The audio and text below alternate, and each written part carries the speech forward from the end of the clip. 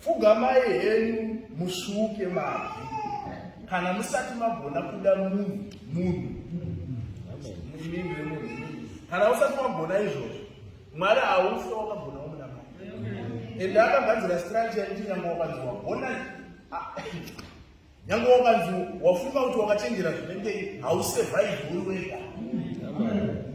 mabhiriyoni ese amuona kuti varamba varipo pai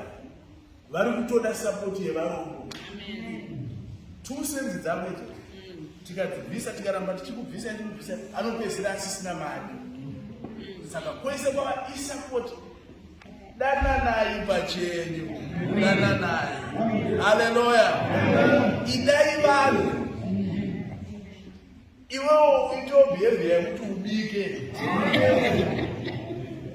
zvokuda kuzoudza vanhu kuti Mwari vakati mundidembe kuti azouti aiwa unodika here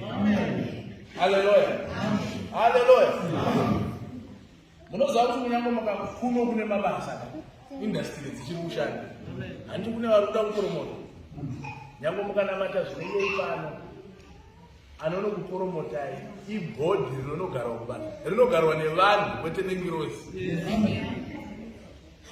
panapa tanamata taita sei pano kana relationship yako navanhu kubasa yakadhapa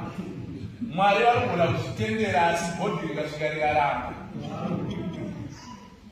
mwoyo wangu ungonditi baba ndo anofanira kuita maneja mari but karekta yavo chaudza mwoyo wake ndo ari kufanira kuita maneja mweya ndo plani dzaMwari asi karekta